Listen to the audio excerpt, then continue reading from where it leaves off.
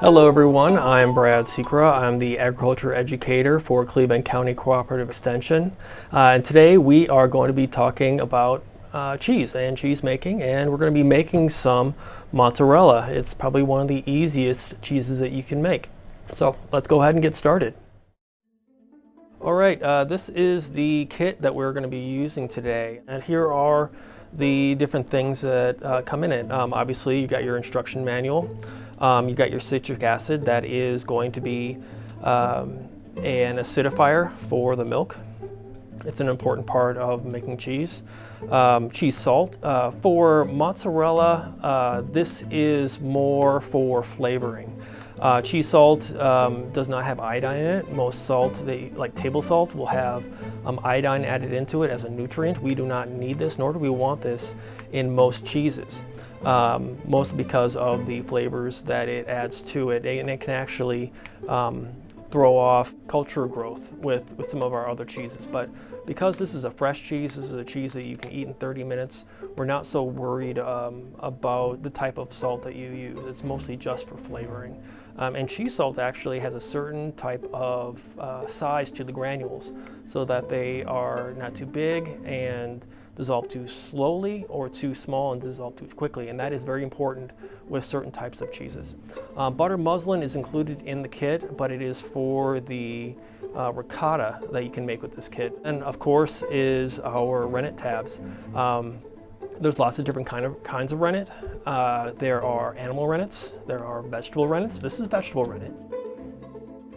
Then of course we've got our thermometer, our milk thermometer that we're going to need in order to make sure that our temperatures are right when we're making our cheese. And you don't have to buy an actual kit. There are many ways to make cheese. In fact, the first time I ever made cheese, I used what probably the most common type of rennet out there, rennet product, is called junket rennet tabs. I made perfectly good mozzarella out of that, and all it came with was just the rennet tabs themselves. And it gave instructions on how to find the other things. You can use canning salt. That'll work just fine. This is for flavor, not for texture or for slowing down a culture or anything like that. And obviously you're going to have instructions with whatever product you get for rennet. Citric acid may be a little harder to find, but at the same time too, many times different products will have different recommendations for ingredients. Always follow the instructions at least the first few times until you get it down. And then you can start getting recommendations from other people as far as, hey, what are the substitutes that I can find for citric acid in case I can't find it, that sort of thing. Because when you think of acidifiers, you think lemon juice, vinegar, those sorts of things. You just want to make sure that the product that you're buying for rennet is compatible with the other ingredients that you're looking at. So those recipes on the package will tell you what you can use and what you can substitute. So I highly recommend doing that at least the first few times. Okay, let's look at equipment that we're going to need for cheese making today. Stainless steel, glass, plastic, those are the materials we like to use. First of all, let's talk about pots. This is an 8-quart stock pot. You can get away with a 6-quart, but we're thinking about putting 4 quarts or a gallon of milk into a 4-quart stock pot. Probably isn't a very good idea. So I like 8 quarts. It gives me a lot of forgiveness when I'm stirring and that sort of thing. Obviously we're going to need a lid over this for when we're trying to keep the warmth in when we're waiting for the rennet to work. A couple measuring cups. We're going to be stirring together some ingredients and definitely need to make sure we got get the different amounts correct. This is chemistry after all. Measuring spoons, same reason.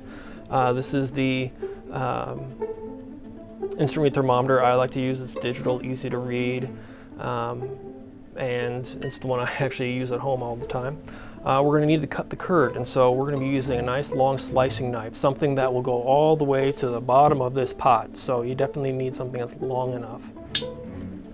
And obviously, we're gonna need a spoon, slotted spoon to stir the curd.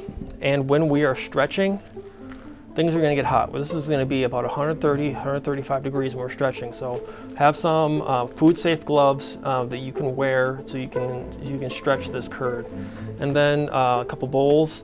One is for just straining off. Once we get the curd into the bowl, we're gonna be straining off some whey.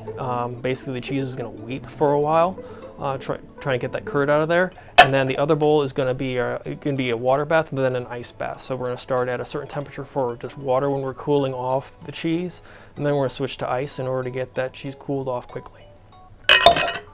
So those are the pieces of equipment that we're going to use. Okay, everybody, let's stop here. Hope you've enjoyed the process so far, and hope you can join us for part 2.